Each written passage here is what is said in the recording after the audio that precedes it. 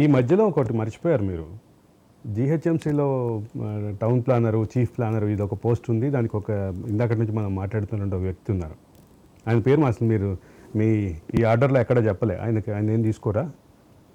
అంటే ఆయన తీసుకునేది బహుశా అది ముఖ్యమంత్రి గారి పరిశీలనలో ఉంది. బహుశా రేపు కానీ ఎల్లుండి కానీ.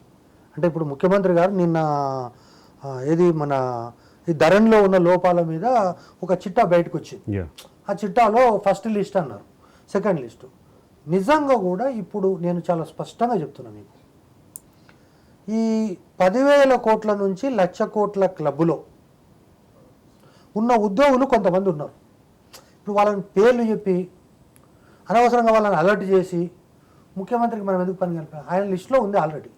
కాబట్టి ఇందులో ఒక ట్రాన్స్పోర్ట్ డిపార్ట్మెంటు, ఒక మున్సిపల్ డిపార్ట్మెంటు, సెక్రటేరియటు, తర్వాత ఇట్లా రెవెన్యూ, ఇట్లా చాలా డిపార్ట్మెంట్లలో ఇటువంటి ఆ క్రమంలో టౌన్ ప్లానింగ్లో మీరు చెప్పినటువంటి రెడ్డి గారు ఎవరైతే ఉన్నారో పేరు చెప్పారు, దేవేందర్ రెడ్డి.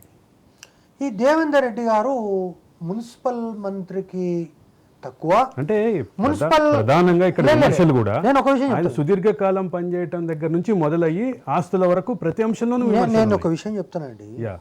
మున్సిపల్ శాఖ డైరెక్టర్, మున్సిపల్ శాఖ ప్రిన్సిపల్ సెక్రటరీ, వీళ్ళిద్దరు కింద ఉంటారు. వీళ్ళ తర్వాత కంటే పైననే ఇగో ఈ చిటి టౌన్ ప్లానర్ ఉంటాడు.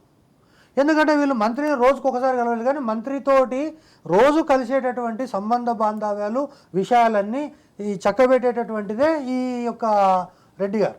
మంత్రి బృందంలో కిచెన్ క్యాబినెట్లో మెంబర్. కాబట్టి ఆయన చెప్పిందే ఈయన తప్ప. కాబట్టి ఆయన కూడా బహుశా ఎన్ని సెల్ ఫోన్లు ఉన్నాయి, ఏం కథ, ఏం లక్షణం. ఇప్పుడు టెక్నాలజీ మారిందండి. టెక్నాలజీ మారిన తర్వాత ఇప్పుడు మా అన్న ఉన్నాడు, మా అన్న ఫోన్ చూడు అదే అట్లా ఉంది, ఆ కారు ఒకటే వేసుకోవచ్చుండు. సో ఇటువంటి బతుకులన్నీ అంటే తెలివి లేక, లేకపోతే డబ్బు మీద సోయి లేక, కుటుంబం అంటే ప్రేమ లేక వీళ్ళేమో ఇట్లా ఉన్నారు. వాళ్ళు ఇల్లు ఉండగానే, మనం దీపం ఉండగానే ఇల్లు చక్కగా పెట్టుకోవాలి. లాస్ట్ అంటే చెప్పండి. ఇక్కడ ఈ 10,000 అబో క్లబ్ ఎవరైతే ఉన్నారో 10,000 నుంచి ఇప్పుడు మీరు చెప్పినటువంటి టౌన్ ప్లానరు 1,00,000 కోట్ల క్లబ్లో ఉన్నాడు. దాంట్లో మంత్రి గారికి చాలా దగ్గరుండి అన్ని పనులు చేసినటువంటి అంతరంగిక కార్యదర్శులు వాళ్ళు అంటారు కదా, దాంట్లో కూడా పేరు చలామణిలో ఉంది. ఇక్కడ ప్రధానంగా వచ్చినటువంటిది ఏంటంటే, మా అన్నగారికి నేను చెప్పేది, జనరల్గా ఈ యొక్క బ్యాచ్ అంతా కూడా ఏమనుకున్నారంటే, ముఖ్యమంత్రి కేసీఆర్ గారు ఉన్నారు, ఆయనకు 70 ఏళ్ళు వచ్చినాయి. ఆయన కూడా ఒక మీటింగ్లో చెప్పాడు, నేను 70 ఏళ్ళు వచ్చింది, ఎప్పుడు చిన్నది ఏదైనా పుట్టుకుమంటే అది అటు ఇటు. కాబట్టి నెక్స్ట్ కొడుకు ముఖ్యమంత్రి అవుతాడు, అంటే యువరాజు తర్వాత హిమాంశురావు ముఖ్యమంత్రి అవుతాడు. దాదాపు ఈ యొక్క 60-70 సంవత్సరాలు ఈ పరిపాలన ఇదే విధంగా నిరంతరంగా కొనసాగుతుంది. కాబట్టి దాపరికం ఎందుకు?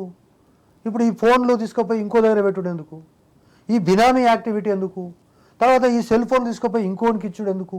నిజంగా కూడా ఈ సెల్ ఫోన్లన్నీ ఒకవేళ మేడంకి ఇచ్చి ఉంటే, ఆ మేడం ఈ 14తో పాటు ఇంకో 15 చూపిస్తే జనము అంటుంది. అంటే ఇప్పుడు ఇటువంటి పరిస్థితి అనేటటువంటిది ఒక్క వాచ్కే మేడం అంత వాచ్ ఎట్లా కొన్నారు అంటే, కష్టపడితే కొనొచ్చండి, చెమట వచ్చి కష్టపడితే ఏదైనా చేయొచ్చండి. మా ఆయన నాకు బర్త్డే రోజు ఇంకో గిఫ్ట్ ఇవ్వచ్చండి, లేదా కొండగట్టు జాతరలో కొనుక్కొచ్చినటువంటి ఆ వాచ్ ఏదైతే ఉందో ఆ వాచ్ గిఫ్ట్ ఇచ్చిన తప్పేముందండి దాంట్లో? నేనేం తప్పు పడతలేదు. కొండగట్టు జాతరలో ఈ మధ్య 20 లక్షల వాచ్లు, 2 కోట్ల వాచ్లు కొండగట్టు జాతరలో కొనుక్కొచ్చిన వాచే అది వాచ్. ఇది వీళ్ళు దాన్ని 10 లక్షలు 20 లక్షలు అని మీరు కనిపించక అనుకున్నారు, కానీ కొండగట్టులో కొనుక్కొచ్చిన వాచే. ఇప్పుడు నాకు తెలియని విషయం ఏంటంటే, కొండగట్టు జాతరలో 20 లక్షల వాచ్లు, 2 కోట్ల వాచ్లు కూడా అమ్ముతుర్రా? అంటే ఇప్పుడు నేనేమంటున్నా అండి, ఇప్పుడు గుజరాత్ నుంచి నెయ్యి వచ్చిందంటే అర్థం ఉంది, ఢిల్లీ నుంచి నెయ్యి ఎందుకు వస్తుందండి?